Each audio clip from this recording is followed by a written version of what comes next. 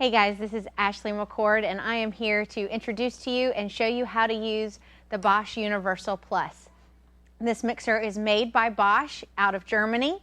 It features an 800-watt motor. It comes standard with this plastic mixing bowl, has a two-part lid system. This is actually considered the splash ring, so that once you start mixing and you're adding the rest of your flour or adding other ingredients, it doesn't splash out onto your counter. And then this is the second part of the lid system, which makes it completely closed for storage purposes so nothing falls down in your mixer. It also features a stainless steel dough hook. This is what you're going to use to mix all of your bread doughs. Stiff cookie batters could use the dough hook with, but a standard cookie recipe you're going to have to use the cookie whips for. But it comes standard with the stainless steel dough hook. It also comes standard with the wire whips. This is what you're going to use to do egg whites and whipping cream. They do not recommend that you use these for a cake batter. The more whips that you have, the more it aerates something, which is not what you want to do to a cake. It will actually over aerate the cake and make it fall and make it very heavy. But this is what you're going to use for your egg whites and your whipping cream. So this is what the Bosch Universal Plus comes standard with. If you want to do your cake batters, you're going to have to buy these extra whips. These are called the batter whisks. This is what you're going to use to do your cakes with. And the way that they fit on, you just you pop your wire whips off, and the batter whisks just pop right on there, and then you are good to go there. Then to do your cookies, you're going to need to purchase the cookie paddles. They actually come with their own housing here. This is a stainless steel housing, makes it a little bit more durable for those heavier cookie batters and things like that, especially when you start making oatmeal cookies and adding things like chocolate chips and raisins and cranberries and things like that. Makes a stiffer cookie dough. And these are your cookie paddles, so that's what you're going to need if you're going to want to make cookies. But today we're going to go ahead and mix up a batch of bread dough for you in the Bosch Universal. So I'm going to go ahead and start with my splash ring here. With a dough hook, anytime you're using a mixer that has a dough hook, this is the way that you're going to add your ingredients. You're going to do it in this order. I am going to do the basic dough recipe right out of the Beckers recipe collection today. And I'm going to actually double this recipe so you can see just how well it mixes up this dough. It will do a single of that recipe. It will also do up to a triple of that recipe, is what the capacity that this mixer can hold. So we're going to start with warm water. This is just warm tap water. You don't want your water to be boiling, and you don't want it to be cold. Yeast likes warm and moist, and so that's what you're going to want to use, is just a warm tap water. But we're going to start with all of our liquids. I'm going to put our oil and our honey. This is extra virgin olive oil and raw honey. That's the sweetener of choice that we like to use around here. Whenever you have oil and honey called for in the same recipe, if you measure your oil into your measuring cup and then add the honey right on top or even right after, it helps for that oil to slide right out of the measuring cup. So we've got our water, our oil, and our honey. If you wanted to use an egg, this would be the point where you'd want to put it in. I'm not going to use an egg today. Now I'm going to add our salt. This is our naturally mined sea salt. I'm going to add that right into my liquids. Yeast and salt do not like each other, and so if you add them in at the same time, you run the risk of the salt killing the yeast and not having a good rise out of your bread.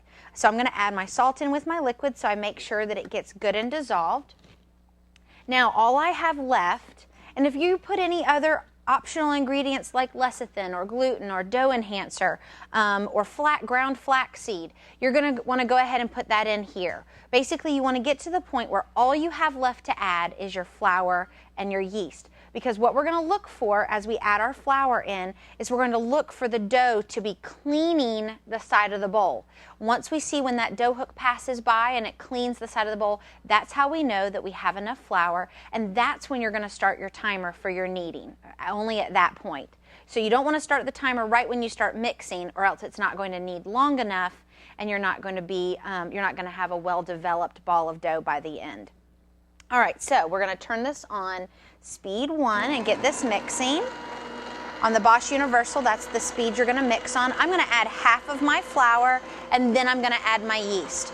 A double recipe for this basic dough should be 9 cups of flour. It's going to vary each day on how much flour you use in a recipe, depending on how much moisture is in the air, if it's a rainy day or not. There's cup number 2, cup number 3, cup number 4. That's about half. So I'm going to go ahead and sprinkle my yeast in. Now I have a nice, warm, soupy batter that's going to be perfect for our yeast. Here's cup number 5, 6, 7,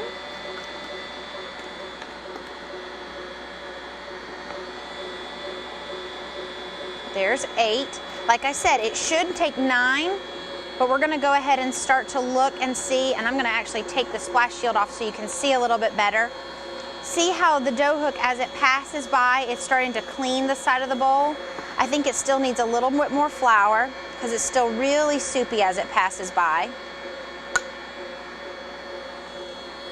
Now you can see that it's almost moving in one big mass around. That's when you know that you have enough flour. And when you can start to see the bottom of the bowl as the dough hook passes by, that's how you know you have enough. So I'm going to go ahead and start my timer. This is going to take about 5 to 6 minutes to knead this amount of bread dough. And so we're going to take a short break, and when we come back, we're going to see what the dough looks like when it's all done.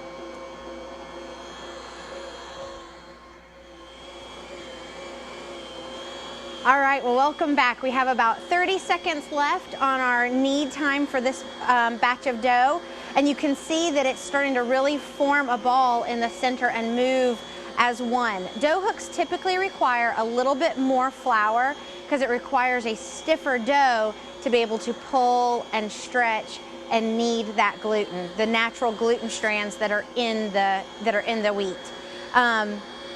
Depending on how much dough you have in the bowl, there goes our timer, so we can turn that off. Depending on how much dough you are making, whether it be a single batch, a double batch, or a triple batch of that basic dough recipe, then it will really form a ball. Like a single recipe with only about 2 pounds worth of dough, that last 1 to 2 minutes of kneading time, it should form a nice soft ball in there. Of course, with a double batch or even a triple batch, you may never see it form that ball because it's just too much dough in the bowl. But this is what you're looking for. You're wanting it to be stretchy and elastic. You're wanting to be able to touch it and it be a little sticky. That's going to make a really soft, fluffy loaf of bread, but not so sticky that it totally sticks to your fingers and you can't pull it away. So this is actually a really, really nice batch of bread dough. Clean up on this machine. You're just going to lift the bowl off, and you've got the dough hook, which you can take out.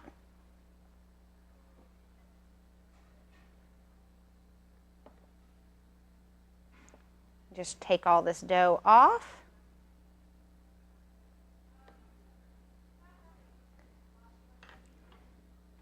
This inner post just pops right down, so you can get the inside completely clean in case any dough or water or anything like that got down into the center shaft of the bowl. This comes off and you're ready to clean it up and ready to roll. You can put the lid back on your bowl and let the dough rise right here if you want to. You can let it do a full rise, which is considered doubling in size. So just kind of take a look and see where your dough comes to in the bowl, and then you're going to let it rise till it's double. So that's considered a full rise. Or you can let it rest for just 5 or 10 minutes while you get your pans ready, and then you're ready to roll your dough into whatever it is that you're making. Just remember, Once you shape your dough and you put it in whatever pan it's going in, you must let it rise till it's double in size before you bake it. That's going to ensure that you don't have a hard rock for a loaf of bread. That's going to ensure that you get a nice soft dough, bread dough when you're done. So I hope that helps, and enjoy, and we hope to see you in the store here sometime or in a class.